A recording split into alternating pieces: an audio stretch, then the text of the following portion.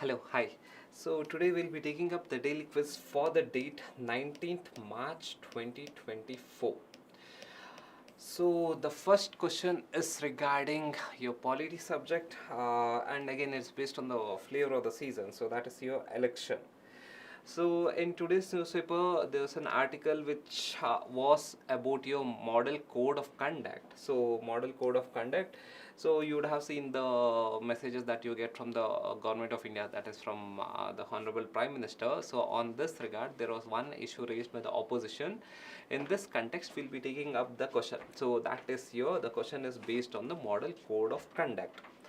So consider the following statement regarding the model code of conduct in India. So the model code of conduct comes into effect after the nomination process for the election begins. Is it true? When does the model code of conduct or say MCC come into place, or when does the MCC kicks in? So the MCC kicks in when the election commission announces the date, not during the nomination process. So this statement is wrong. MCC, so when does it start? It kicks in when the election commission announces the date, so they or say schedule of the election. And how long it will last? It will last to the complete electoral process. If you consider here, the FAQ was given, that is your MCC comes into place when the date of election schedule is announced, and it will last till the entire election process or say till the results are out. So that is your MCC or say model code of conduct. So statement 1 is absolutely wrong. So if statement 1 is wrong, A and D will go. So model code of conduct applies only to the political party and not to the independent candidate. Is it true? No, model code of conduct applies to everyone. It applies to your MPs, everyone. So this is absolutely wrong. So this statement is wrong. Basic thing. So this statement is absolutely wrong. So second statement is wrong. But we got the answer. But however, we'll see. MCC aims to ensure free and fair election by regulating the campaign practices. Yes, that is the reason. That is the crux why we have MCC. So the reason why we have MCC is that in order to ensure a level playing field. So here the issue that was raised in this article was that the government has a lot of machineries and it has a lot of information, and it is using that, so that which doesn't have with the those information are not available with the opposition. So as a reason, there is no level playing field. So because of that, the opposition had raised one issue. So this statement is absolutely right. So statement 3 is right. So the answer would be C. So now we'll go to the next question. Consider the following statement regarding about the governor of the state in India. So again, in today's newspaper, it was highlighted that honorable former governor Tamilisai quits the position of governor or say resigns the governorship. So based on this question, we will be based on this context, we'll be taking up the question. So the governor, the statement 1, governor is directly elected by the MLAs of the state. Is it true? Is the governor directly elected? Say for example, your president is elected by MPs and MLAs. So is the governor who is the head of a state, is the governor position elected by the MLAs? No, the governor is not elected, it's not directly elected. The governor is appointed by the honorable president. So the governor is not elected. Say for president, it is indirect election, but whereas for governor, there is no indirect election as such. The position of governor is appointed by the honorable president as per the article 115 of Indian Constitution. Sorry, 155 of Indian Constitution. The governor holds the office for a fixed term of 5 years and cannot be removed before that. Is it true? Is the governor holds office for a fixed term of 5 years and cannot be removed before that?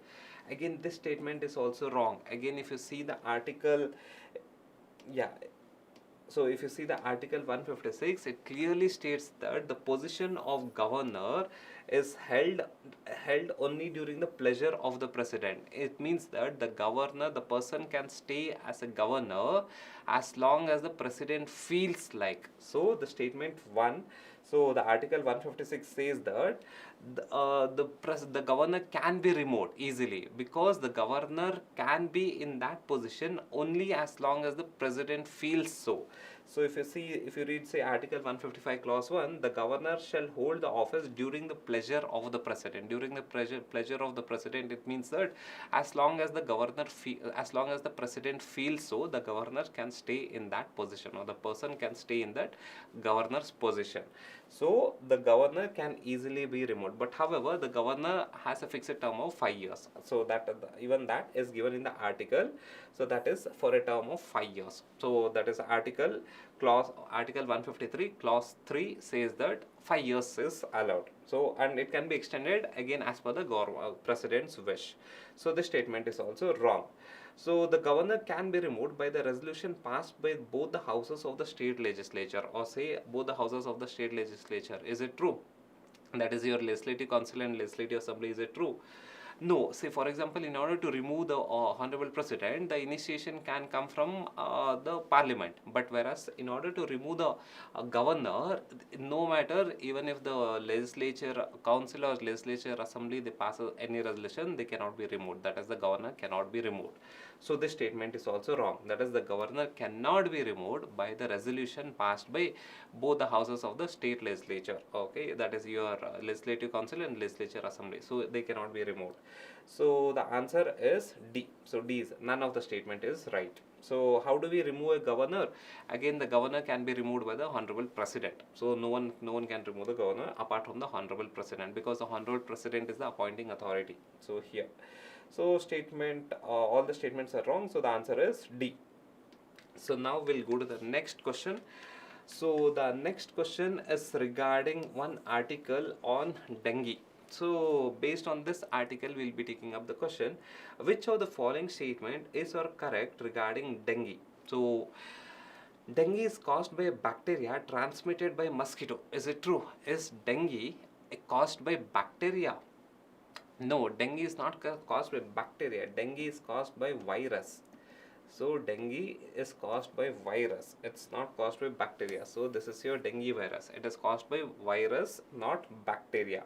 But however, yeah, mosquito. It is the dengue virus is transmitted via mosquito. So the mosquito is right, but however, it's not bacteria. It is virus. So this statement is wrong. So statement 1 is wrong. So if statement 1 is wrong, A and D will go. So what about statement 2? Dengue spreads directly from person to person like COVID-19. Is it true? Does dengue spread from person to person, directly from person to person like COVID-19? No. If you see the WHO article, dengue does not spread from person to person directly. So then how does dengue spread? So dengue, the mosquito acts as a host that carries the dengue virus and it spreads from person to person. Say for example, if this person is affected by dengue virus, this mosquito would take the dengue virus from this person and transmit into this person. So there's no direct, like COVID-19, so direct the person to person was directly getting spread. That is, the COVID-19 was spreading from person to person directly. But whereas your dengue virus doesn't, that is, the dengue virus doesn't spread. The mosquito takes the dengue virus from the infected person and it transmits into the non-infected person. So this is how the dengue spreads. So again, this statement is wrong. That is, dengue spreads directly from person to person. This statement is absolutely wrong. So statement 2 is absolutely wrong. So what about statement 3? One of the effective approach to control dengue is eliminating the mosquito breeding sites. Yes, this is one of the most effective way of controlling dengue, and we know that your mosquito is one of the main agents of transmitting dengue virus. So again, this statement is absolutely right. So the answer has to be C. C is the answer. So we will take up the next question. So again, the next question was on the article coral bleaching. So consider the following statement about coral bleaching. So statement 1, coral bleaching occurs when the coral expels their symbiotic algae, resulting in the loss of color. Okay, so for the people who don't know what is coral bleaching, I'll just summarize in a matter of 1 or 2 minutes. Please see here. So this is your coral, coral reef. So coral reef, how is this coral reef formed? So there's an animal called as coral polyp. So if you see here, this is an animal called as coral polyp. This is very tiny, very small animal, soft bodied animal. animal that builds coral reefs. So how coral reefs are built? So this animal secretes calcium, through that coral reefs are built. But however, this one algae called as zooxanthellae, this zooxanthellae algae enters into the tissues of this coral polyps. The zooxanthellae algae enters into the tissues of coral polyp and it stays there. So coral polyp is an animal, zooxanthellae is an algae. So the zooxanthellae algae enters into the coral polyp and it stays there. So both the coral polyp and zooxanthellae are in a symbiotic relationship. So that is your zooxanthellae and coral polyp are in a symbiotic relationship. And whatever the fancy colors that you see in the coral polyp, say this kind of colorful coral polyps that you see, colorful coral reefs that you see, and it is because of the pigments of the zooxanthellae algae. The zooxanthellae algae has pigments, different color of pigments, and due to these pigments, the coral reefs are colorful in nature. So what happens again here? So when the coral polyps expel the zooxanthellae algae, expel in the sense remove out or say throw out the zooxanthellae algae from its tissue. So what will happen? The coral reefs would lose its color. So how did the coral reefs gets the color? The coral reef gets the color through the pigments of the zooxanthellae algae. Now when the coral polyp expels or say removes out the coral zooxanthellae, so what will happen? Now the coral reef will lose its color. So when it loses its color, it will get bleached, or it will be in white in color. So that process is called as coral bleaching. Is it clear? Any doubt here? So now if you see here, coral bleaching occurs when the coral expels their symbiotic algae. Symbiotic algae is nothing but your zooxanthellae, resulting in the loss of color. So this statement is absolutely right. So statement 1 is absolutely right. So B will go. What about statement 2? That is elevated sea temperature. Elevated sea temperature in the sense increased sea temperature and environmental stresses like pollution can trigger coral bleaching. So what happens whenever the sea temperature increases or whenever the water gets polluted, the coral polyp expels the zooxanthellae algae. So when it expels the zooxanthellae algae, again that leads to coral bleaching. So this statement is right. So increase in temperature or pollution of the water because any environmental stresses, the coral polyp removes or expels the zooxanthellae algae. So that is nothing but that leads to coral bleaching. So what about statement 3? The coral bleaching can disrupt marine ecosystem and lead to decline in biodiversity. See here, this coral bleaching has rich biodiversity. A lot of fishes and marine organisms stay around the coral bleaching because around the coral reefs, because it has a high amount of nutrient. Lot of fishes and marine organisms stay around the coral reef. But what happens during the coral bleaching? The zooxanthellae are expelled and the nutrient level around the coral reefs will come down. So as a reason, the various marine organisms that was present near the coral reef will go to another place. So again that will lead to loss in biodiversity, that is decline in biodiversity. Coral bleaching can disrupt marine ecosystem and leads to decline in biodiversity. Even this statement is absolutely right. So the answer is D. So the coral reefs are called as your rainforest of the marine ecosystem. So it has rich biodiversity. So the answer is D. So now we'll take up the next question. So the next question is based on the PYQ. So consider the following statement. President of India can summon the session of the Parliament at such a place as he or she thinks fit. Is it true? Can President of India summon the session of the Parliament at such a place as he or she thinks fit?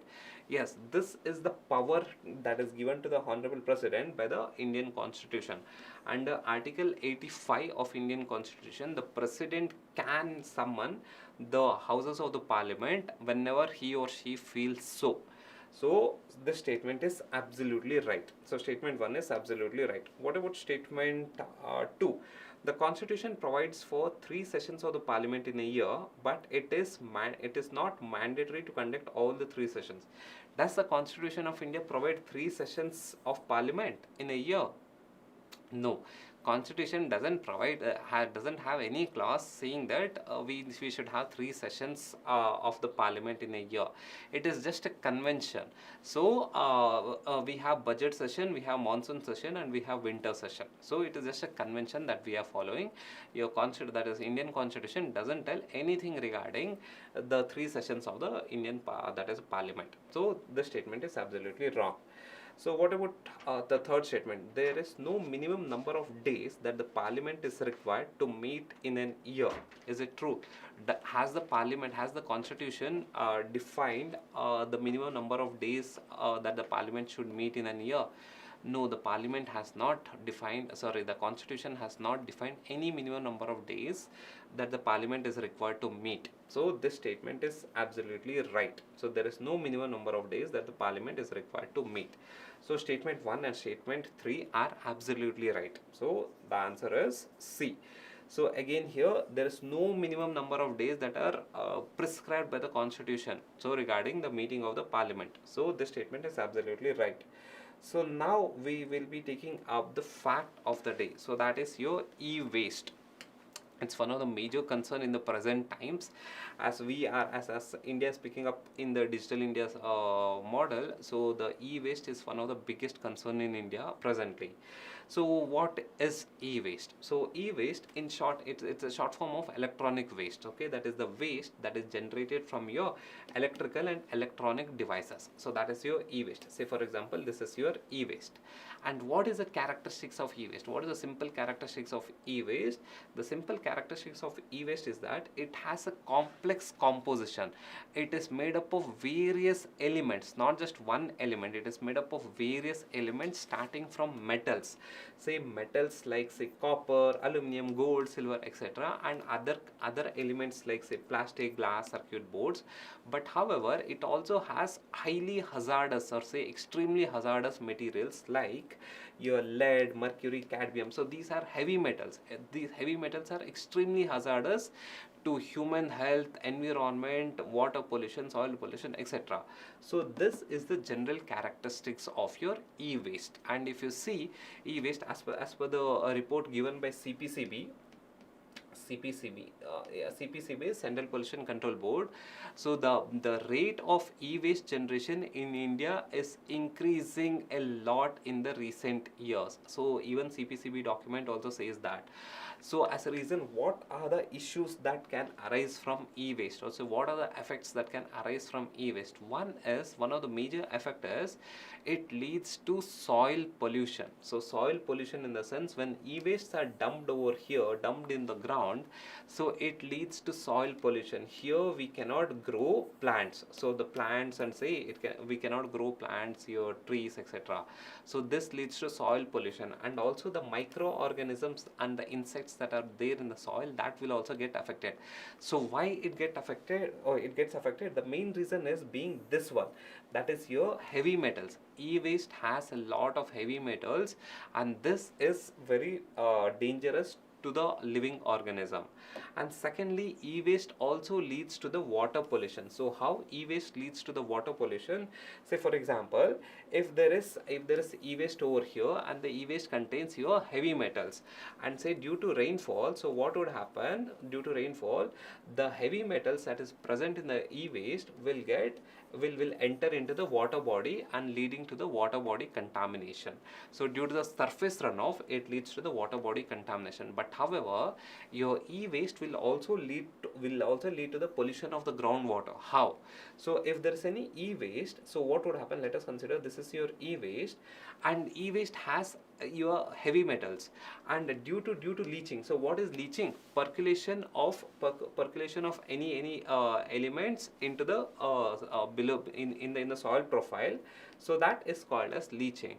So what happens if there is any e-waste and due to rainfall, the heavy metals will leach down, will enter into the groundwater, causing groundwater pollution. So these are the one of the major effects for your soil and water pollution. But however, another most important effect is that e-waste has a major effect on human health. So how how it has a major effect on human health. So we know that e-waste, that is humans get exposed to e-waste in various ways. One is through inhalation. So how inhalation, how does human get exposed to e-waste? Through inhalation. And we know that the e-waste when it is burnt, so it emits fumes. When e-waste are burnt, it emits fumes, and those fumes, those toxic fumes, are inhaled by humans, and this causes major effects. Or e-waste, and we know that e-waste, due to leaching, and or say the e-waste, the heavy metals entering into the groundwater, or say entering into the surface water or soil, so that would be absorbed by your living organisms, like say plants and other animals.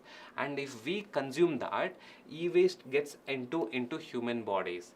And the last way is that through skin absorption. When the skin comes in contact with the e-waste, the heavy metals and the chemicals in the e-waste enters into a human body.